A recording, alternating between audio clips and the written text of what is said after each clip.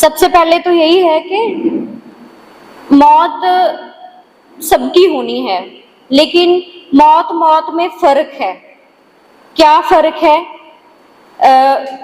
माओ जेतुंग ने एक राइटर को कोट करते हुए बोला था, जो मतलब इस बुक पे थैंक यू मिस्टर ग्लाड में शुरू में दिया है। तो ये नॉवल एक तरह से मैं रिलेट करती हूँ प्रोफेसर जे.एन. साई बाबा की लाइफ जिस तरह से रही है, और उसके अंदर जो करेक्टर है वो भी पूरी ताउम्र स्ट्रगल लड़ता है जेल के अंदर रहते हुए, और उसको फांसी की सजा दी जाती है। और मैं एक तरह से मानती हूँ कि प्रोफेसर जे.एन. साई बाबा को शहीद हमें मानना चाहिए, और उन्होंने उनको कत्ल किया है इस व्यवस्था ने। ठीक उसी तरह से जिस तरह से थैंक यू मिस्टर ग्लाड के अंदर एक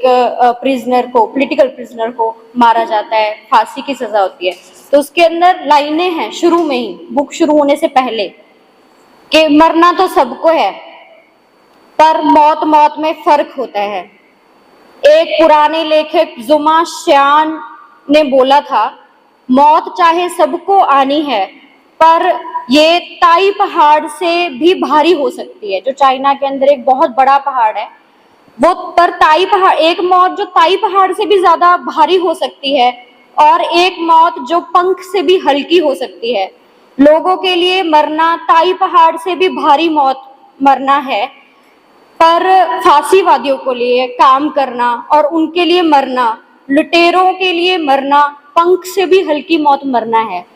तो प्रोफेसर जे.एन. साई बाबा की जो बेवक्त मौत है, कत्ल है, वो हमारे सबके मनों पे, दिलों पे एक बहुत बड़े पहाड़ की तरह है, जो हमें बहुत भारी कर रहा है इसको एक्सेप्ट करना कि वो हमारे साथ अभी नहीं है। तो इसी तरह से मतलब आप जानते हैं कुछ दिन पहले ही टाटा की डेथ हुई, बहुत सारे लोग सल्यूट कर रहे थे, सब कर रहे थे, लेकिन एक तरफ जब साईं बाबा की डेथ हुई तो लोगों की लगातार सभाएं हो रही हैं, गांव के अंदर सभाएं हो रही हैं, लोग याद कर रहे हैं। हालांकि रूलिंग पार्टी के जो नेता हैं वो भी बोल रहे हैं कि ये मर्डर है, ये स्टेट के द्वारा किया गया कत्ल है। और उनमें से बोलने वाले कौन हैं? चिदम्बरम का बेटा। और जब साई के ऊपर यूएपीए लगाया गया, साई को जेल में भेजा गया, केस लगाया गया, और चिदम्बरम जो है, उसके फादर जो है, वो खुद स्टेट थे, होम मिनिस्ट्री के अंदर थे, जिन्होंने उनको जेल भेजा। तो उन्होंने बोला कि ये स्टेट के द्वारा कत्ल किया गया, लेकिन वो ये नहीं मान रहे हैं कि हमने किया। वो सब लोग बोल रहे हैं कि हाँ ये ऐसा नहीं होना चाहिए था, लेकिन कोई अकाउंटेबिलिटी लेने के लिए तैयार नहीं है, ना जुडिशरी अकाउंटेबिलिटी लेने के लिए तैयार है, ना ही स्टेट। कांग्रेस की गवर्नमेंट ने यूएपीए उनके ऊपर लगाया। तो सबसे पहले तो मतलब ये हमारे सामने एक बहुत भारी मतलब एक ताई पहाड़, एक मतलब हिमालयन पहाड़ से भी ज्यादा भारी है लोगों के दिलों पे, लोगों के कंधों पे। हम थोड़ा सा झुक गए हैं, इतने मतलब इतना ज्यादा स्ट्रगल कर रहे हैं इंसान के सामने, जिसने मतलब ताउम्र संघर्ष किया, जेल के अंदर भी संघर्ष किया और कभी हार नहीं मानी। बहुत सारे लोग जेल में गए, लेकिन वो कॉम्प्रोमाइज होके बाहर निकले, और बाहर निकल के जो उनकी बुक्स हैं, फ्रैक्चर्ड फ्रीडम टाइप्स बहुत सारी छपी, लेकिन उनकी बुक छपी why do you fear my way so much, कि आप मेरे रास्ते से इतना डरते क्यों हैं। और वो जेल के अंदर उनकी पोइट्री लिखी, वो इस चीज का सबूत है। उनकी बाहर जितना मतलब बाहर आने के बाद भी जितनी इंटरव्यूज है, वो इस चीज का सबूत है कि उन्होंने कॉम्प्रोमाइज नहीं किया। उन्होंने रेवोल्यूशनरी थॉट को जैसे के तैसे बनाए रखा, चाहे उनके सो कॉल्ड डेंजरस माइंड को डेड करने की कोशिश की गई, इस तरह से कि उसको अंडर सेल के अंदर रख दिया गया। 90% डिसेबल पर्सन, मैं नहीं मानती हूँ कि वो हमदर्दी के पात्र है। वो एक बहुत ब्रिलियंट माइंड, बहुत अच्छे एकेडमिशियन और बहुत अच्छे पोएट और एक बहुत स्ट्रॉन्ग पॉलिटिकल एक्टिविस्ट रहे हैं, जो हम में से मतलब बहुत सारे लोग नहीं हैं। हम चाहते हैं कि हम उनके जैसा बने। तो उनको मतलब एक तरह से अंडा सेल के अंदर रखा गया ताकि उनके ब्रेन को डेड किया जा सके, जो इस स्टेट के लिए डेंजरस है, जो सुप्रीम कोर्ट के जज भी बोलने के लिए बाध्य हो जाते हैं कि ये जो दिमाग है वो बहुत डेंजरस है, इसको हम बाहर नहीं रख सकते। तो उनकी मदर ने भी यही बोला था कि क्या मेरे बेटे के पास जो 90% डिसेबल है, जो मतलब इंडिपेंडेंटली मूव भी नहीं कर सकता विदाउट व्हील चेयर, तो उसके पास क्या बंदूकें थी, क्या उसके पास बम थे जिसके कारण से उसको जेल में कैद कर दिया गया? तो वो लगातार ये सवाल पूछते रहे। और ये बात सबसे पहले मुझे लगता है करनी चाहिए कि जिसके लिए मतलब इतने लोग बोल रहे हैं, इतने पोइट रो रहे हैं, इतने पत्रकार रो रहे हैं कि ऐसा नहीं होना चाहिए, इतने लेखक लोग, मजदूर, किसान, आदिवासी जनता के अंदर इतना रोष है कि हमारे नेता को मारा गया, तो वो कौन थे प्रोफेसर जीएन साई बाबा, जिनके लिए इतना सब हिल गया हम सब लोग अंदर से कि ये क्या हुआ। अभी हम लोगों को उनसे बहुत कुछ सीखना था, बहुत कुछ बात करनी थी, बहुत सारी चीजें अधूरी रह गई, उनको लिखना था, बहुत सारे प्लान उन्होंने किए थे कि हम लोग अभी ये करना है, ये स्ट्रेटजी बनानी है, पॉलिटिकल प्रिजनर्स के लिए ये करना चाहिए, यूएपीए के ऊपर हमें स्ट्रगल बिल्ड करने की जरूरत है, मतलब जो जेल के अंदर जो पॉलिटिकल प्रिजनर्स की सिचुएशन है उस पर फाइट करने की जरूरत है, डिसेबल पर्संस के राइट्स के ऊपर बात करने की जरूरत है। तो जो अभी भी ऑपरेशन ग्रीन हंट के खिलाफ वो लड़ाई कर रहे थे, और अभी भी जो ऑपरेशन कगार है, ऑपरेशन समाधान पहाड़ है, या बहुत सारी जो स्कीम है, सूरजकुंड स्कीम है, वो चल रही हैं। तो वो जो उनकी लड़ाई है वो बहुत अभी लंबी है, और वो उनकी इंडिविजुअल नहीं थी, लेकिन वो बाहर निकल के फिर से उसको शुरू करने की कोशिश कर रहे थे कि बस मैं ट्रीटमेंट लेके फ्री होऊंगा, मैं हरियाणा जाऊंगा, पंजाब जाऊंगा, लोगों से मिलना है ताकि हम दोबारा से चीजें शुरू कर सके। तो हमें उनके बारे में पहले मतलब मैं बात करना चाहूंगी कि वो है कौन, उन्होंने मतलब ऐसा क्या किया, मतलब उनकी जो स्ट्रगल थी वो किसके लिए थी, और क्या स्ट्रगल थी, वो कौन थे, कहाँ से आए थे, और क्या थॉट था उनका, ये सब चीज पे मुझे लगता है सबसे पहले मैं बात करना चाहूंगी। तो वो आंध्र प्रदेश से कमलापुरम एक डिस्ट्रिक्ट है, उसके बहुत छोटे से गांव से, एक गरीब फैमिली से, जिनके पास 3 एकड़ जमीन है, उस फैमिली से आते हैं। और वो भी, हालांकि वो जो 3 एकड़ जमीन है वो भी उनके बचपन में ही कब्जा कर लिया जाता है उसकी जमीन के ऊपर। तो 3 साल के थे, 3 साल तक वो मतलब खुद जैसे नॉर्मल बच्चे हैं उस तरह से चल फिर रहे थे, सब चीज ठीक था, लेकिन 3 साल में उनको पोलियो अटैक्स आ जाता है। तो 3 साल की उम्र से ही वो पूरा पैर उनके डैमेज है पोलियो से। तो वो लेकिन ऐसा नहीं है जिस तरह से हम अभी फोटोज देखते हैं, व्हील चेयर के ऊपर बैठे हैं, प्रोफेसर है, स्पेक्स लगी है, उस तरह से नहीं। वो जब तक दिल्ली यूनिवर्सिटी के अंदर प्रोफेसर की जॉब पे नहीं लगे तब तक वो अपने हाथों से अपने आप को क्रॉल करते थे, मतलब अपने आप को आगे लेके जाते थे, चलते थे, इधर उधर मूव करते थे, कॉलेज ऐसे जाते थे, कॉलेज से घर ऐसे आते थे क्रॉल करके। तो उनकी बहुत बड़ी स्ट्रगल रही। तो ऐसे उन्होंने एमए, मतलब उनको मौका मिला कि वो सेंट्रल यूनिवर्सिटी के अंदर सिलेक्ट हुए, एमए उन्होंने इंग्लिश से किया, और उसके बाद वो दिल्ली यूनिवर्सिटी के अंदर आए पीएचडी करने के लिए, और साथ में ही वो मतलब इनरोल हुए as a professor, assistant professor 2001 में। तो ये मतलब ये उनकी स्टोरी थी। और ये भी बहुत बहुत इंटरेस्टिंग बात है कि उनकी पूरी फैमिली रेवोल्यूशनरी बैकग्राउंड है। उनकी मदर रेवोल्यूशनरी स्ट्रगल का हिस्सा रहे, और उनकी जो सिस्टर है गंगा भिवानी, उनका नाम है भवानी, और 2001 में उसको इनकाउंटर किया गया एक फाइट करते हुए, क्योंकि वो आर्म्ड स्ट्रगल में थी तेलंगाना के अंदर। तो उसको गोली मारी गई। तब उस फैमिली में, रेवोल्यूशनरी फैमिली ने अपने आप को बनाए रखा। और प्रोफेसर जीएन साई बाबा ऐसी फैमिली में पले बढ़े जिससे उनके जो थॉट है वो बहुत क्लियर रहे कि हमारे लिए दुश्मन कौन है, दोस्त कौन है, हमें क्या करना चाहिए। तो ये उनका फैमिली थी। उसके बाद वो दिल्ली यूनिवर्सिटी के अंदर आए, प्रोफेसरशिप पे आए। तो और प्रोफेसरशिप पे आने के बाद ही नहीं, उनसे पहले भी वो तेलंगाना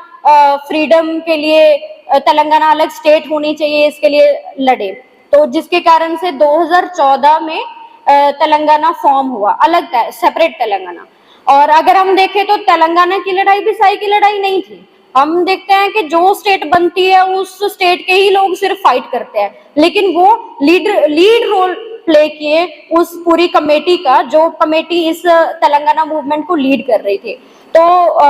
उसमें जो साई है, साई तो आंध्रा से थे, आंध्रा के एक अभी भी वो आंध्र प्रदेश के ही है तेलंगाना फॉर्म होने के बाद भी, कमलापुरम उससे आते हैं। तो उनको तेलंगाना मूवमेंट से कोई ज्यादा मतलब होना नहीं चाहिए, जिस तरह से हम करते हैं कि ये तो पंजाब का मुद्दा है, ये तो आसाम का मुद्दा है, हमें क्या लेना है। लेकिन नहीं, वो फोरफ्रंट पे आए और तमाम मुश्किलों के बावजूद भी वो लड़ते रहे उसमें। और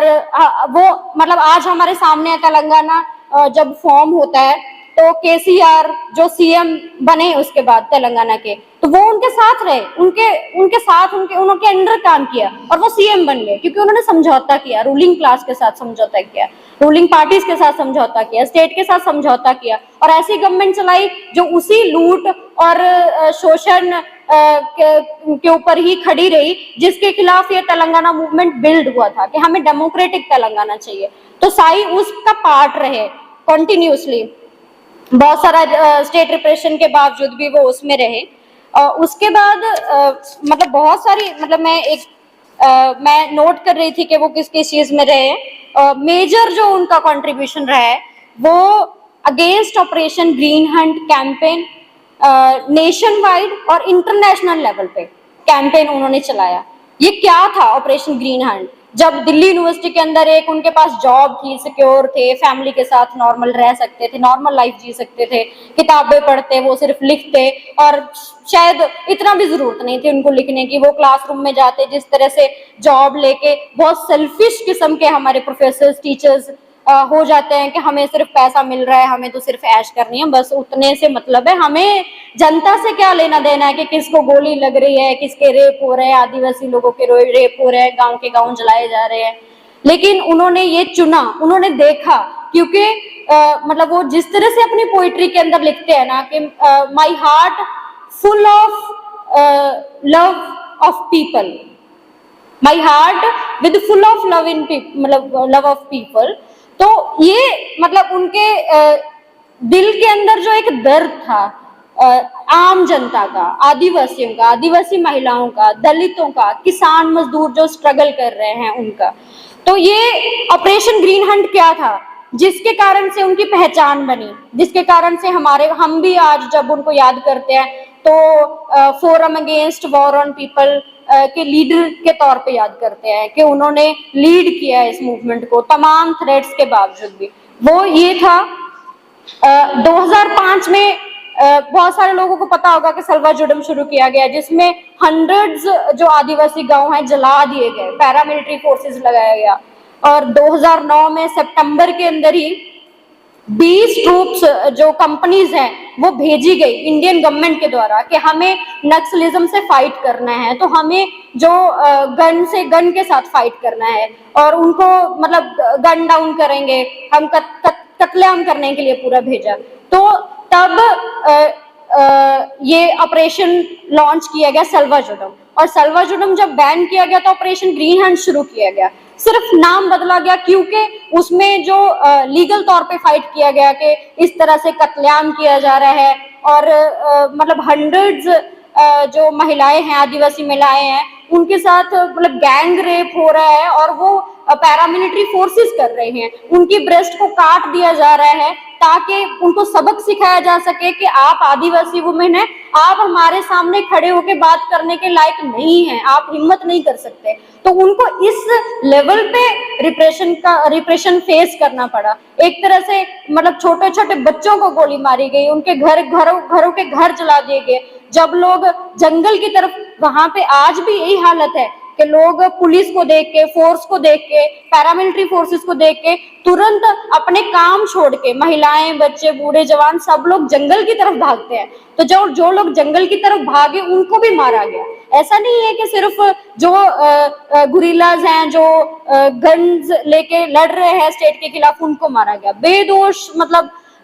जो निर्दोष आदिवासियों को, महिलाओं को, बच्चों को किलिंग्स किया गया बहुत इम्प्यूनिटी के साथ। किलिंग किया गया। और उसके लिए इतनी ज्यादा इन्वेस्टिगेशन हुई, बहुत सारी रिपोर्ट्स आई, उसमें जुडिशियल रिपोर्ट्स के अंदर, जुडिशियल इंक्वायरी के अंदर स्टेट मान रही है कोर्ट के अंदर कि हाँ ये गलत हुआ था, ये 30 लोग निर्दोष थे, ये 12 लोग निर्दोष थे, ये 10 लोग निर्दोष थे, मतलब बहुत सारी रिपोर्ट्स हुई, लेकिन इसका कोई भी मतलब सजा नहीं कभी भी मिली। तो ये जो जब सल्वाजुडम का नाम बदल के वही जो ग्रे हाउंड्स थे, जो पैरामिलिट्री फोर्सेस थी, या जो उसको लीड कर रही थी फोर्सेस या कमांडर, मतलब जो भी इनके मिलिट्री के हैं, वही लोगों को ऑपरेशन ग्रीन हंट के नाम पे उन्हीं लोगों को डिप्लॉय कर दिया गया। तो यहाँ पे प्रोफेसर जीएन साई बाबा दिल्ली के अंदर बैठ के उन्होंने ये forum against war on people बनाया कि क्यों भारत की जो सत्ता है वो अपने ही लोगों के ऊपर युद्ध कर रही है, युद्ध थोप रही है, और लोगों को मारा जा रहा है, वो इसी देश के नागरिक हैं, और उनके लिए गवर्नमेंट सिर्फ बंदूक से मारने के अलावा कुछ भी नहीं है, उनके लिए हॉस्पिटल नहीं है, उनके लिए जो है स्कूल नहीं है, उनके लिए राशन की सुविधा नहीं है, उनके लिए बेसिक जो जिसके लिए मतलब बोला जाता है कि डेमोक्रेटिक जो स्टेट्स हैं, डेमोक्रेटिक गवर्नमेंट्स हैं, वो कल्याणकारी राज्य स्थापित करती हैं, वो लोगों द्वारा लोगों के लिए शासन है। तो फिर वो लोग क्या हमारे लोग नहीं है? तो जो इंडियन स्टेट है वो कैसे डेमोक्रेसी है कि मतलब ये जो गवर्नमेंट है अपने लोगों के ऊपर जो युद्ध थोप दिया, उन्होंने ये क्वेश्चन क्रिएट किया, और पूरा मतलब पूरे देश के अंदर जाके उन्होंने हर स्टेट के अंदर कमेटी बनाई, हरियाणा के अंदर भी कमेटी होगी उसकी ऑपरेशन ग्रीन हंट के खिलाफ, जो forum against war on people का पंजाब के अंदर है, तेलंगाना, आंध्रा, तमिलनाडु, जो महाराष्ट्र है, ये झारखंड है, छत्तीसगढ़ है, हर जगह पे उन्होंने कमेटीज बनाई, और उसका फेस थे प्रोफेसर जीएन साई बाबा, जिसके लिए इनको डर लगता है। मतलब इसमें फर्क क्या है? प्रोफेसर ये जो ऑपरेशन ग्रीन हंट के खिलाफ बहुत सारे प्रोफेसर्स ने बात की, बहुत सारे मतलब मैं नाम नहीं लूंगी, बहुत सारे जो प्रोफेसर्स ने बात की, लीगल लड़ाई लड़ी उन्होंने, लेकिन प्रोफेसर जीएन साई बाबा और उन इंटेलेक्चुअल्स में क्या फर्क था ये हमें देखना पड़ेगा, क्योंकि वो बोलते हैं कि माओवादी वायलेंस कर रहे हैं और स्टेट भी वायलेंस कर रही है, आपस की फाइट है, वायलेंस है, और जो बीच में आदिवासी लोग पिस रहे हैं, और वो हैं पीड़ित लोग जिनका हमें साथ देना चाहिए, और ये वायलेंस बंद होनी चाहिए। दोनों को ही दोषी ठहराया। कोई भी अगर पैरामिलिट्री फोर्सेस का कोई किसी की डेथ होती है, किलिंग होती है इस किसी भी मुठभेड़ के अंदर, तो वो बिल्कुल बराबर का दोषी ठहराएंगे उन गुरिल्लास को जो कॉर्पोरेट लूट के खिलाफ लड़ रहे हैं, वो जो शोषण के खिलाफ लड़ रहे हैं, जो ये चाहते हैं कि जनवाद होना चाहिए मतलब हमारी कंट्री के अंदर, तो उस जनवाद को स्थापित करने के लिए जो लड़ रहे हैं उनको बराबर का दोषी ठहराया गया, स्टेट की वायलेंस का, पैरामिलिट्री फोर्सेस को, गवर्नमेंट को उसके बराबर रख दिया गया। लेकिन प्रोफेसर जीएन साई बाबा ने ये नहीं किया, इसीलिए वो डेंजरस हैं, क्योंकि वो स्टेट वायलेंस के खिलाफ है। वो ये बोल रहे हैं कि जो किलिंग्स हो रही है, जो अगर मतलब गुरिल्लास विद गन भी हैं, पीपल विद गन भी हैं, तो उनके साथ आप ऐसे करोगे कि अपने ही लोगों को मार दोगे और उसकी रिपोर्टिंग बाहर नहीं आने दोगे। तो मतलब जो जितनी भी इंसर्जेंसी है, या फिर आप इसको जो है टेररिस्ट या ऐसा कुछ कैटेगरी में घोषित करो जिससे लोगों को प्रोटेक्शन मिले। बहुत सारे फिर चीजें हैं जो इंटरनेशनल बॉडीज को इंटरवीन करना पड़ता है कि ये वॉर का एरिया है, दोनों तरफ से बातचीत होने का जो संभावना है, बहुत सारा जो पीस के लिए जो मतलब वो भी हालांकि बहुत बड़े बड़े इंपीरियलिस्ट फोर्सेस के द्वारा लीड की जाती हैं, उनको बिठा के आपस में बात करवाई जा सके, लेकिन इन्होंने कभी भी इसको कन्फ्लिक्टेड एरिया उस तरह से घोषित नहीं किया। ये किया कि ये तो घरेलू कुछ मतलब इंसर्जेंट्स हैं, इनको दबा सकते हैं। तो ऑपरेशन ग्रीन हंट के अंदर जो स्ट्रेटजी ली गई वो हार्ट एंड माइंड स्ट्रेटजी उसको बोलते हैं, जो इजराइल के अंदर इंसर्जेंट्स को दबाने के लिए, मतलब ऑब्वियसली अमेरिका का माइंड है उसके पीछे कि किस तरीके से हमें जो विद्रोहियों को दबाना है, मारना है, और इसीलिए उसी मतलब रास्ते पे चलते हुए इंडियन स्टेट ने बोला कि नक्सल्स विद गन और नक्सल्स विद पेन, जो आज हमारे सामने वर्ड्स चलते हैं, ये अर्बन नक्सल्स है, ये मतलब शहरी माओवादी हैं, और ये लोग फंड देते हैं, ये लोग इनका ओवरग्राउंड वर्कर्स है, मतलब ये मतलब कुछ अंडरग्राउंड है, कुछ ओवरग्राउंड बोल रहे हैं, पत्रकारों को भी ओवरग्राउंड वर्कर बोल दिया, या मतलब बहुत सारे वकीलों को ओवरग्राउंड वर्कर बोल दिया। तो लेकिन रियलिटी क्या है? Professor JN. साई बाबा जैसे लोग जो जनता के लिए लड़ रहे थे, जनता का जो इतनी वहां पे किलिंग्स और ब्रूटल जो रिप्रेशन है उसको बाहर लेके आए, इंटरनेशनल लेवल पे लेके आए, यूएन को नोटिस लेना पड़ा, बहुत सारी चीजें। इसीलिए ये जो प्रोफेसर जे.एन. साई बाबा बहुत डेंजरस बन गए स्टेट के सामने, तो उनको डील करना बहुत जरूरी हो गया। इसीलिए मुझे लगता है कि हम भी जब बात कर रहे हैं तो बहुत बहुत बात होती है कि 90% डिसेबल थे, वो मतलब खुद नहीं कर पाते थे, बेचारा बनाने की कोशिश किया जाता है, तो मतलब उनके साथ ऐसा नहीं होना चाहिए था। तरस आता है, तरस आने लग जाएगा आपको पढ़ के वो सारी रिपोर्ट्स, लेकिन वो सीरियसली बहुत स्ट्रांग पर्सन थे जिसके सामने ये पूरी जो सत्ता है वो कांप रही है डर के कि अगर ये बंदा सामने रहा तो फिर से जो बाकी ऑपरेशंस जिन्होंने चलाए, ऑपरेशन ग्रीन हंट को भी सुप्रीम कोर्ट की इंटरवेंशन से बैन कर दिया गया। उसके बाद हमारे सामने है कि 2017 के अंदर ऑपरेशन समाधान प्रहार लॉन्च किया गया। ऑपरेशन समाधान प्रहार अभी टाइम उसका खत्म हुआ 5 साल के बाद, तो उसके बाद जो है वो ऑपरेशन कगार लॉन्च किया गया, सूरजकुंड सिंह की स्कीम लॉन्च की गई। तो इसीलिए मतलब अभी भी वो नहीं चाहते थे कि प्रोफेसर जे.एन. साई बाबा बाहर आए। उनको 2013 के अंदर ये केस कैसे शुरू होता है, ये तो पूरी स्ट्रगल है जो वो लड़ रहे हैं, वो रिजर्वेशन के लिए लड़ रहे हैं कि सही तरीके से इंप्लीमेंट होनी चाहिए। रिजर्वेशन पॉलिसी कॉन्स्टिट्यूशन में बना दी गई, लेकिन उसको इतना ज्यादा खोखला कर दिया कि उसमें रोस्टर पॉलिसी ले आए, कुछ ले आए, जिसके कारण से मतलब जिनके लिए रिजर्वेशन पॉलिसी है उसके लिए ही वो काम नहीं करेगी, इस तरीके का बना दिया उन्होंने। उस चीज के खिलाफ लड़ाई लड़ी। कैंपस को, यूनिवर्सिटी स्पेस के अंदर जो कैंपस है वो डेमोक्रेटिक होना चाहिए, एजुकेशन जो सिस्टम है वो डेमोक्रेटिक होना चाहिए। इस चीज के लिए वो प्रोफेसर्स के साथ और साथ ही जो यूनिवर्सिटी के अंदर स्टूडेंट पढ़ते हैं, चाहे वो जेएनयू के अंदर है, चाहे वो दिल्ली यूनिवर्सिटी के अंदर है, उन स्टूडेंट्स के साथ मिलके खड़े होके वहां उनके साथ लड़ाई लड़ी कि हाँ मतलब जो भी मतलब अनकॉन्स्टिट्यूशनल है या अनडेमोक्रेटिक जो भी प्रैक्टिसेस है यूनिवर्सिटी के अंदर, या कास्ट प्रैक्टिस है या जेंडर बाइज्ड प्रैक्टिस है, उसको हम खत्म करेंगे। तो डेमोक्रेटिक यूनिवर्सिटी सिस्टम के लिए रिजर्वेशन के जो गलत इंप्लीमेंट किया, रिजर्वेशन को खत्म करने की पॉलिसीज है उसके खिलाफ लड़ाई रही,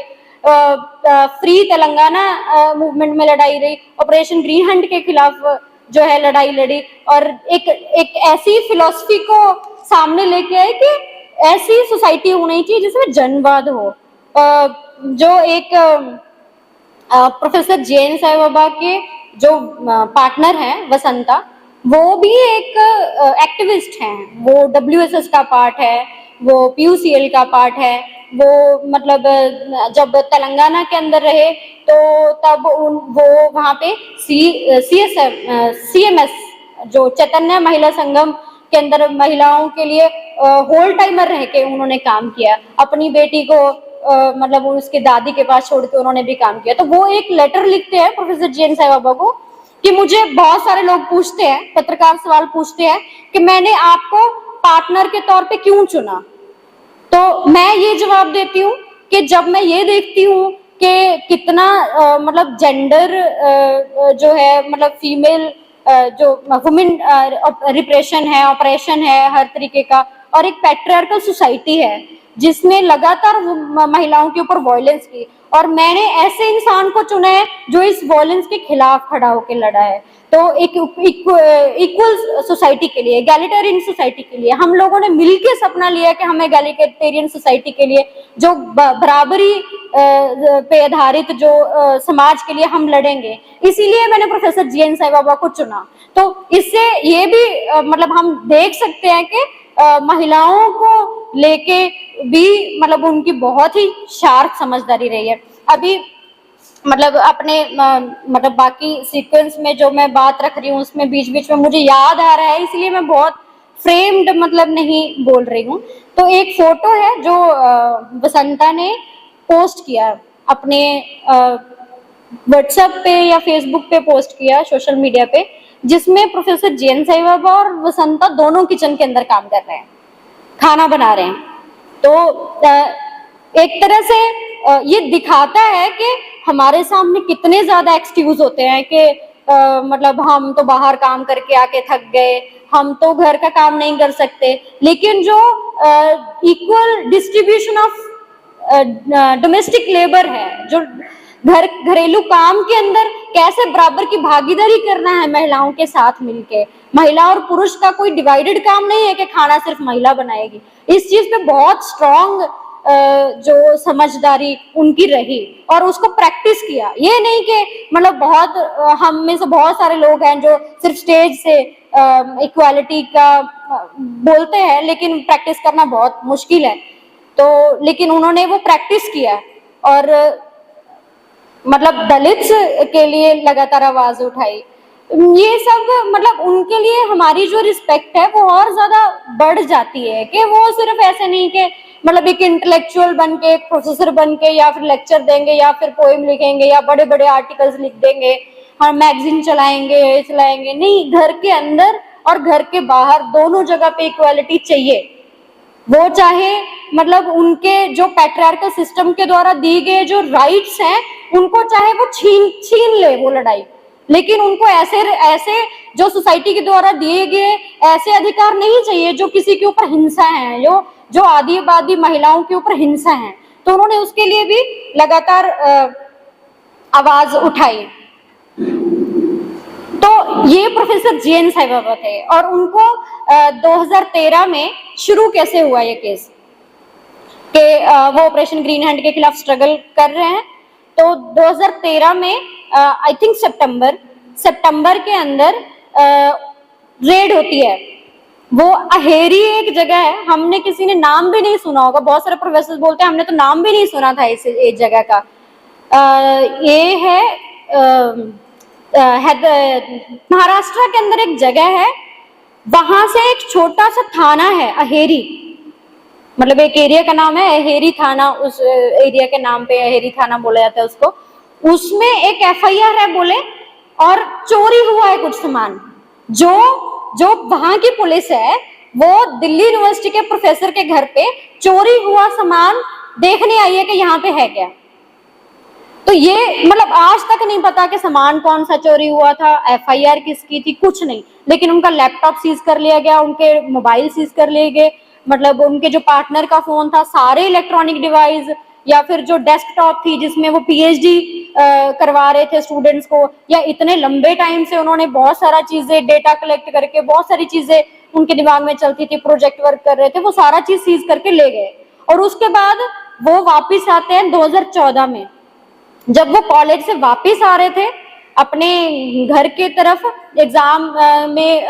ड्यूटी थी उनकी, तो वापस आ रहे थे तो रास्ते से अबडक्ट किया गया उनको उठा लिया गया सिविल ड्रेस के अंदर। उनकी जो व्हील चेयर है वो टूटी फूटी हालत में वहां पे मिली, गाड़ी को रोक के वहां से उनको उठा लिया गया और सीधा एयरपोर्ट से ले जाके सीधा नागपुर एयरपोर्ट पे उतारा गया। और वहां से 20 पैरामिलिट्री फोर्सेस की गाड़ियां, मतलब एक 90% डिसेबल इंसान, मतलब वो तो मतलब उनकी भाषा में तो विद पेन है ना, तो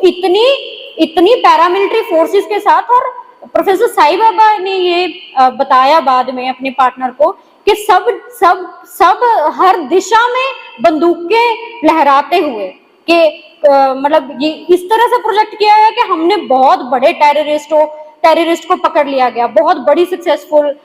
जो ऑपरेशन किया गया, और ये कहीं मतलब कोई अटैक ना हो जाए, पता नहीं कितने बड़े टेररिस्ट को उन्होंने अरेस्ट किया, इस तरह से प्रोजेक्ट किया गया, न्यूज़पेपर्स में प्रोजेक्ट किया गया। तो मतलब जो दिल्ली यूनिवर्सिटी के स्टूडेंट हैं, प्रोफेसर हैं, वो मतलब दंग रह गए इस चीज को देख के कि हमारे बीच में से प्रोफेसर को उठा के न्यूज कैसी आ रही है। उसी तरह से जैसे प्रोफेसर SAR गिलानी के लिए न्यूज बनी, उनको बोला गया कि ये पार्लियामेंट अटैक में शामिल रहे, वहां पे जो फायरिंग हुई थी पार्लियामेंट पे, और बाद में बहुत सारे एविडेंस मिलते हैं कि वो पार्लियामेंट अटैक जो खुद गवर्नमेंट ने कराया, क्योंकि बहुत सारी चीजों से ध्यान डाइवर्ट करते हैं। बहुत सारे नाम आए उसमें, अफजल गुरु ने बहुत सारे नाम बोले जिनको जबरदस्ती उससे बहुत सारे काम करवाए गए कि अगर तुम्हें नहीं करोगे तो तुम्हें मार देंगे। उसी तरह से ये भी मतलब इस तरह से प्रोजेक्ट किया गया उसी केस के तरीके से कि ये बहुत बड़ा टेररिस्ट है जिसको हमने अरेस्ट कर लिया, ये तो स्टेट के खिलाफ एक वॉर को लीड कर रहा था, ये बहुत बड़ा लीडर है, माओइस्ट लीडर है, फंड करता था, ये सारा चीज इंटरनेशनल कैंपेन कर रहा है, सारी सारी चीज उनके लिए बोली गई। तो बाद में उनको मतलब जब उनको किडनैप एक तरह से सब लोगों ने बोला उसको किया गया, तो उसको क्योंकि उनको नहीं पता, मतलब ये अवेयरनेस नहीं है या इतनी सेंसिटिविटी नहीं है कि एक डिसेबल पर्सन के साथ कैसे ट्रीट किया जाना चाहिए, तो उनको लेफ्ट हैंड से पकड़ के पूरा घसीट के इधर से उधर लेके जाया गया, चाहे थाने के अंदर है चाहे कोर्ट के अंदर है, तो उनको मतलब क्योंकि या तो फिर उसको उठाना पड़ेगा, और ऐसा नहीं है कि वो किसी पे भी डिपेंड नहीं थे इससे पहले, वो मतलब आप मतलब जब ये बात सामने आ रही है कि वो बहुत एक स्ट्रेंथन्ड अपर बॉडी के साथ थे, बहुत हेल्थ उनकी बहुत अच्छी थी, सिर्फ पोलियो के अलावा उनको कोई भी और बीमारी नहीं थी, तो वो अपने आप को इतना स्ट्रांग थे कि उनको किसी की हेल्प की जरूरत नहीं थी, बेड पे जाने के लिए, कॉलेज में पढ़ाने के लिए, टॉयलेट जाने के लिए, किचन में काम करने के लिए, हर तरीके के काम वो खुद इंडिपेंडेंटली करते थे। लेकिन उनको इस तरह से ट्रीट किया गया जिस तरह से एक मतलब रेते की बोरी को इधर से उधर फेंक दिया गया, इतने ज्यादा डैमेज हुए कि उनका पूरा लेफ्ट जो हैंड है वो डैमेज हो गया, और डॉक्टर्स ने बोला कि पूरा नर्व सिस्टम है वो डैमेज हो चुका है, तो ये मतलब वापिस नहीं हो सकता, और उसका जो असर है वो राइट हैंड पे जाने लग गया, तो फिर वो मतलब बहुत 3-3 हफ्ते तक एक लेटर कंप्लीट नहीं कर पाते हैं, जबकि मतलब उन्होंने जेल के अंदर भी बहुत लड़ाइयां लड़ी, उनके लीवर डैमेज है, और 55 मतलब उन्होंने एक लेटर लिखा था जिसमें उन्होंने बोला कि ये डॉक्टर्स ने बोला कि मतलब ये टेस्ट में आया कि 55% उसका जो हार्ट है सिर्फ 55% वर्क कर रहा है, लेकिन उनको कोई ट्रीटमेंट नहीं दिया गया। उनको मतलब एक तरह से ये था कि जेल के अंदर उसको किल करने की उसको कोशिश किया गया कि उसका अंदर ही हम उसको मार देंगे, और अंडा सेल किस तरह से जहाँ पे व्हील चेयर भी मतलब मूव नहीं हो सकती, और इतनी ज्यादा मतलब हर चीज के लिए फाइट किया, व्हील चेयर के लिए फाइट किया, और उनको हेल्पर कोई प्रोवाइड नहीं किया गया। जब कोर्ट के अंदर इतने बार बार केस किए वसंता और लॉयर्स जो साथ में जुड़े हुए थे, तब जाके उनको पेपर्स में दिखा दिया गया कि ये मतलब हम लोगों ने इनको प्रोवाइड किए हेल्पर्स, लेकिन वो को अक्यूज्ड थे जो आदिवासी जो यंगस्टर्स थे, और उनको ही डाल दिया गया उनकी हेल्प करने के लिए, जिनकी वो भाषा भी नहीं समझ रहे हैं, क्योंकि वो तो गोंडी भाषा है उनकी, और साईं बाबा तेलुगु भाषा जानते हैं सिर्फ, तो उनको लगाया गया वहां पे, जबरदस्ती थोपा गया, तो क्योंकि वो आदिवासी मतलब इसी केस के अंदर को अक्यूज्ड है, तो उनको डराया गया इस चीज के लिए कि अगर नहीं करोगे तो तुम्हें मार देंगे। तो साईं बाबा को इधर से मतलब हर चीज, वो अपनी एक इंटरव्यू बीबीसी में उन्होंने इंटरव्यू दिया कि किस तरह से टॉयलेट के लिए भी 2 लोग उठा के उसको लेके जा रहे हैं, अगर कोई मुलाकात के लिए आया तो 2 लोग उठा के उसको मुलाकात के लिए लेके जा रहे हैं, और अगर फोन आया तो 2 लोग उठा के ही उसको वहां पे रख रहे हैं जहाँ पे वो फोन पे बात कर सकते हैं। तो हर चीज के लिए मतलब डीह्यूमनाइज उनको कर दिया है कि इंसान की जिंदगी के लेवल पे भी नहीं मतलब उनको रखा गया है एक तरह से। तो लेकिन उन्होंने बहुत सारे लोग अपने अपने एक्सक्यूज दे सकते हैं, लेकिन उन्होंने जेल के अंदर प्रिजनर्स के लिए भूख हड़ताल की, वरवर राव के लिए भूख हड़ताल की, और कोविड के अंदर सारे प्रिजनर्स के लिए जब फोन कॉल बंद हो जाती है, मुलाकातें बंद हो जाती हैं कोविड के नाम पे कि आप मिल नहीं सकते, जबकि कोर्ट का ये फैसला था कि सभी लोगों को बेल दी जाए ताकि जो ओवरक्राउडेड जेल्स हैं उसके अंदर जो कोविड इन्फेक्शन है वो उसके चांस कम हो जाए, लेकिन उनको बेल नहीं दी गई। तो उन्होंने अंदर क्या किया, 10 दिन तक भूख हड़ताल की, इतना ज्यादा खराब स्थिति के अंदर भी, कि सभी प्रिजनर्स को फोन कॉल्स अलाउ किया जाए हफ्ते में एक बार, और जो उनके लॉयर के साथ बात करने का मौका दिया जाए, तो और मुलाकात दोबारा से इंश्योर किया जाए, जो वीडियो कॉन्फ्रेंस है, जो कोर्ट ने बोला था कि आप वीडियो कॉन्फ्रेंस कर सकते हो, वो अलाउ किया जाए। सारे प्रिजनर्स को उन्होंने ये राइट भूख हड़ताल करके उनको दिलवाना पड़ा, जबकि कोर्ट ये सारी चीजें बार बार बोल रही है कोविड के अंदर। और बहुत सारी और चीजों के लिए, मतलब जो बाहर चीजें चल रही हैं उसकी सॉलिडरिटी में उन्होंने भूख हड़ताल रखी, बहुत सारी डिमांड्स के लिए। तो मतलब जेल के अंदर उन्होंने बहुत सारे आदिवासी लड़कों को पढ़ाया, और उसमें से मतलब ये वसंता के एक इंटरव्यू मतलब से ही पता चला, और उसमें से 10 जो लड़के वो ग्रेजुएट हुए उसके पढ़ाने से। मतलब थोड़ा सा भी टाइम उनको अगर बाहर स्पेंड करने के लिए मिल रहा है तो वो पढ़ा रहे हैं, एजुकेट कर रहे हैं उनको, क्योंकि बहुत स्ट्रांगली अपने इंटरव्यू में भी उन्होंने बोला, बहुत स्ट्रांगली ये फील होता है उनको कि जो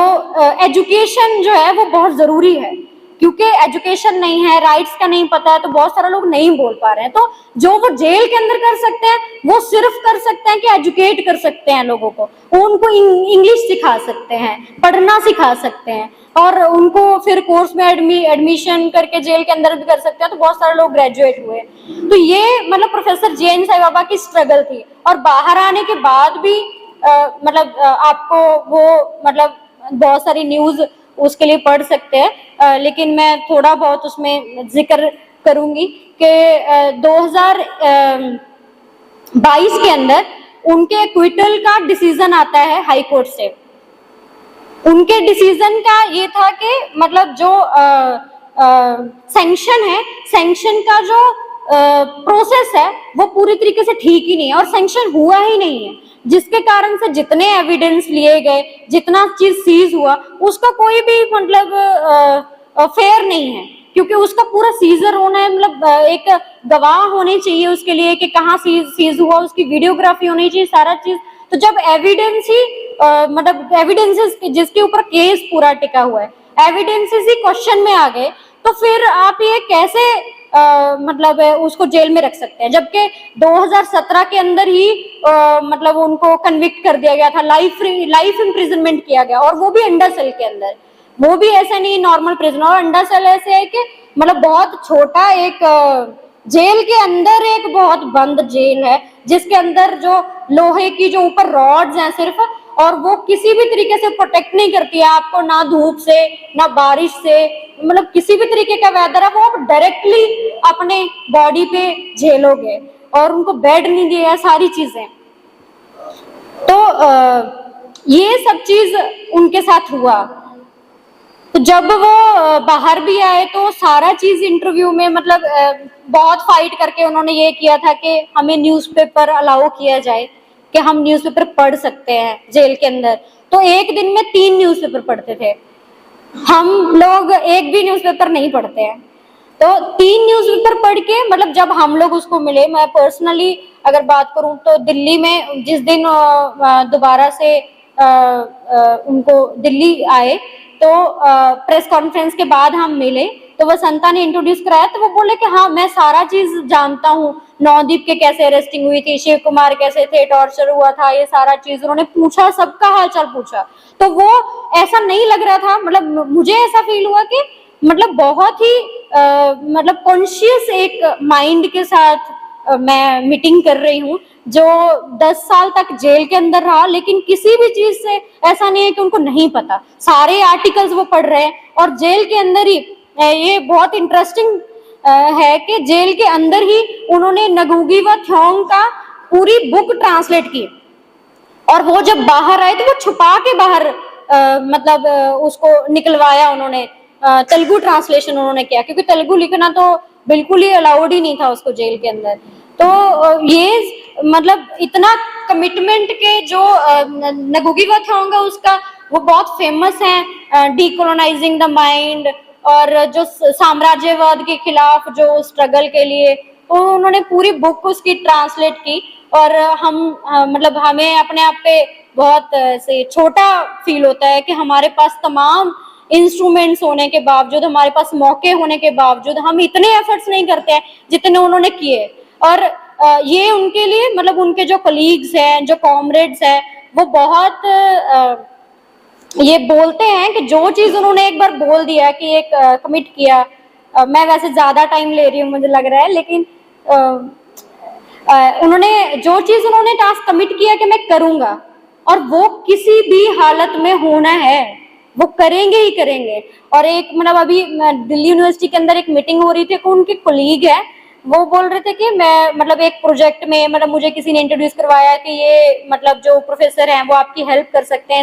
इस प्रोजेक्ट वर्क में। तो मैं उनसे पहली बार मिली, प्रोफेसर जी एन सयाबा से, और वो इतना मतलब अच्छा उन्होंने उस प्रोजेक्ट पे थ्योरेटिकल और पूरा इंग्लिश लिटरेचर के ऊपर हिस्ट्री इतना अच्छा लिखा कि मुझे मतलब मैं यकीन नहीं कर पाई कि मतलब इतना अच्छा कोई एक ही इंसान लिख सकता है इतना रिसर्च करने के बाद। और उसमें मतलब वो बोले कि एक दिन उनका रिप्लाई नहीं आया, और जब मैंने किसी और के थ्रू उनको कांटेक्ट किया तो पता चला मतलब जो 2013 के अंदर उनका लैपटॉप सीज हुआ, फोन सीज हुए, सारे इलेक्ट्रॉनिक डिवाइस सीज हो गए। तो वो बोले कि फिर मुझे उन्होंने बताया कि मेरा लैपटॉप सीज कर लिया है पुलिस ने। तो लेकिन वो बोले डोंट वरी, मैं आपको काम करके कल मॉर्निंग तक भेज दूंगा। तो वो बोल रहे थे कि उनके पास मतलब इनफ बहाना था उनके पास के मतलब मेरा तो लैपटॉप सीज हो गया तो मैं कैसे काम कर सकता हूँ, मैं नहीं काम कर सकता। लेकिन नहीं, उन्होंने कमिट किया था, तो वो बोले कि कोई बात नहीं, मतलब उन्होंने क्या किया, किसी से लैपटॉप बोरो किया, मतलब उधार लिया लैपटॉप, और काम करके सुबह तक भेज दिया। तो मतलब ये उनकी कमिटमेंट थी स्ट्रगल के लिए, एकेडमिक्स के अंदर। और अगर क्लास के अंदर एक भी स्टूडेंट है, उनको पता चल रहा है कि एक ही स्टूडेंट आ रहा, तो वो घर से सिर्फ एक स्टूडेंट की क्लास लेने के लिए भी आते थे, क्योंकि वो मतलब एक पैशन था उनका पढ़ाना, कि पढ़ाए बिना वो नहीं रह सकते। बीबीसी को इंटरव्यू देते हुए भी मतलब उन्होंने बोला कि ठीक है मतलब बहुत लंबा टाइम लग गया जस्टिस मिलने में, तो वो अपने आप में एक इनजस्टिस है, लेकिन मेरी ये मतलब मैं ये चाहूंगा कि जो मतलब टर्मिनेट किया गया उनको दिल्ली यूनिवर्सिटी की प्रोफेसरशिप से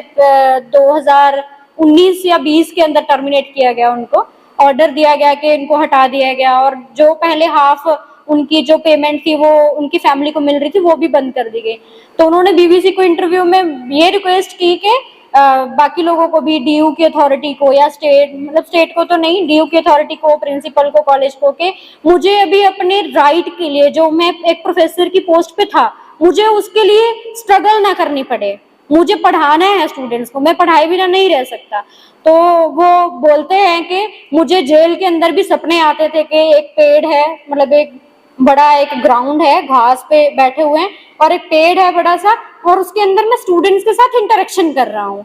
तो इस तरीके से मतलब इतना टॉर्चर झेलने के बाद, मतलब हालांकि बहुत सारी जो एलिमेंट्स है उनको फेस करनी पड़ी, और बहुत लंबा टाइम तक इतना लंबा बंद रहने के कारण से उनको नहीं फील होता था, मतलब जैसे हम अभी बैठे हैं इस हॉल के अंदर, उसी तरह से उन्होंने प्रेस कॉन्फ्रेंस को मतलब किया, वहां पे उन्होंने अपना मतलब बात रखी सामने। तो बोल रहे थे कि आप मुझे पहचान रहे होंगे लेकिन मैं रिकॉग्नाइज नहीं कर पा रहा हूँ कि मैं कहाँ हूँ अभी भी, मतलब मेरे सामने वो चारों तरफ मतलब दीवारें हैं, मुझे लगता है कि मैं उसी के अंदर हूँ, मतलब और मैं उससे बाहर नहीं आ पा रहा हूँ, मैं इंटरेक्ट नहीं कर पा रहा हूँ वो उनको एडजस्ट होने में, कि कोई मेरे से बात कर रहा है, पत्रकार है, उनको समझने में कि मतलब मैं इस सिचुएशन में हूँ, उससे अब उसमें अपने आप को इनकॉर्पोरेट करने में बहुत प्रॉब्लम हुई। लेकिन उन्होंने बहुत तेजी से फिर से टेक्नोलॉजी सीखी, फोन चलाना, सारा चीज मतलब हम लोगों ने देखा वो सब चीज रिकवर करते हुए उनको कि दोबारा नॉर्मल लाइफ में आना है। लेकिन एक तरफ वो एक स्ट्रगल का सिंबल है जो वो कंटिन्यूअस टिल डेथ अपने उन्होंने फाइट लड़ी, लेकिन एक तरफ वो स्टेट है जिससे ये झेला नहीं गया, और उन्होंने मतलब इसमें जो महाराष्ट्र गवर्नमेंट एक पार्टी के तौर पे था इस पूरे केस में, सुप्रीम कोर्ट के अंदर भी, हाई कोर्ट के अंदर भी। और अभी कल 2 दिन पहले मैं वसंता के साथ ही थी, मतलब 3 दिन हम वहां पे थे उनके साथ, क्योंकि वो दिल्ली में आ गए। तो न्यूज आई कि जो सेंट्रल गवर्नमेंट और एनआईए उन्होंने एप्लीकेशन दिया उनके एक्विटल के खिलाफ कि हमें पार्टी बनाया जाए, और वो सुप्रीम कोर्ट के अंदर उन्होंने चैलेंज किया हुआ है उनके एक्विटल को कि क्यों उनको एक्विट किया गया। हम इसका मतलब वो वही सुप्रीम कोर्ट के अंदर वो स्टेट इस तरीके से सोच रही है कि हम वो ऑर्डर को वापस करवाएं। तो उसके अंदर हालांकि प्रोफेसर जे.एन. साई बाबा हमारे बीच में नहीं रहे, लेकिन वो पूरी इस तरह से तैयारी में स्टेट है कि उसको दोबारा वापस भेजा जाए जेल के अंदर। इस पूरे मतलब केस के अंदर 6 लोग थे इस केस के अंदर, जिसमें से प्रोफेसर साईं बाबा एक हैं और बाकी 5 उसमें से पांडु नरोटे हैं जिनको जेल के अंदर मार दिया गया। वो मतलब एक मतलब साई इसके लिए बहुत इमोशनल हो जाते थे बात करते हुए कि मेरे सामने मतलब ऐसे हुआ है कि पूरा वो तड़प रहा है और उसको ट्रीटमेंट नहीं मिला, उसको मतलब हॉस्पिटल नहीं लेके जाया गया, और वो हॉस्पिटल के अंदर ही दम तोड़ देते हैं। और वो इतनी बेसिक चीजों के लिए कि जिसका ट्रीटमेंट मतलब बहुत ही आसान है। हम अगर गांव के डॉक्टर के पास भी अगर उसको लेके जाएंगे तो वो मतलब रिकवर होने लायक थे, लेकिन उसका कत्ल किया गया। और उसके अलावा जो 4 लोग हैं, हेम मिश्रा जो जेएनयू के स्टूडेंट रहे, पॉलिटिकल एक्टिविस्ट रहे, वो भी जो forum against war on people में बहुत साथ रहे प्रोफेसर जे.एन. साई बाबा के, विजय तिर्की, प्रशांत राही, महेश राउत, पांडु नरोटे तो मतलब जेल में ही उनकी डेथ हो गई, और विजय तिर्की, ये 6 लोग कन्विक्टेड थे। लेकिन ये सब लोग ही मतलब हेम मिश्रा भी, प्रोफेसर जे.एन. साई बाबा भी, जिन 2 लोगों से हम लोग मिल रहे थे कंटिन्यूअसली 7 महीने पहले जब उनका एक्विटल हुआ था तब से ही, तो वो मतलब सभी लोगों के लिए, भीमा कोरेगांव वाले लोगों के लिए भी लगातार बोल रहे थे यूएपीए के अगेंस्ट। मतलब बहुत सारे लोगों ने लिखा, मतलब हालांकि डेथ पे लिखा कि ये एक वेकअप कॉल है कि यूएपीए के खिलाफ हमें स्ट्रगल बिल्ड करनी चाहिए, ताकि यूएपीए जैसा जो कानून है, काला कानून है, वो एग्जिस्टेंस में नहीं रहना चाहिए। तो इस चीज पे हमें स्ट्रगल करनी चाहिए, बहुत सारे लोग बोल रहे हैं। लेकिन हमारे सामने है कि प्रोफेसर जे.एन. साई बाबा का जिस चीज के लिए लड़ाई थी, ना तो वो कारण खत्म हुए हैं, ना वो रिप्रेशन खत्म हुआ है जिसके खिलाफ प्रोफेसर जे.एन. साई बाबा लड़ रहे थे, और ना पॉलिटिकल प्रिजनर्स का सवाल खत्म हुआ है, ना यूएपीए खत्म हुआ है, और रिजर्वेशन का सवाल खत्म नहीं हुआ। इक्वालिटी सोसाइटी के अंदर नहीं है, इनइक्वालिटी लगातार बढ़ती जा रही है। जो कुछ मतलब जो कैपिटलिस्ट जो लोग हैं, कॉर्पोरेट कहना ज्यादा बेहतर है, कॉर्पोरेट जो लोग हैं वो, और उनकी जो धन संपत्ति है वो दुगनी चौगनी होते जा रही है, लेकिन जो लोग हैं, जो मिडिल क्लास भी मजदूर क्लास में आ रहा है, और मजदूर क्लास की जो स्थिति है और बदतर से बदतर होती जा रही है। तो वो सारी की सारी स्थितियां हमारे सामने जस की तस बनी हुई हैं, तो उनकी लड़ाई खत्म नहीं हुई है। उसी तरह से मंजीरा बोलते हैं कि मतलब हम मतलब पापा हमारे साथ नहीं रहे, लेकिन उनकी जो लड़ाई है वो हमारी सबकी जिम्मेदारी है उसको आगे लेके जाना।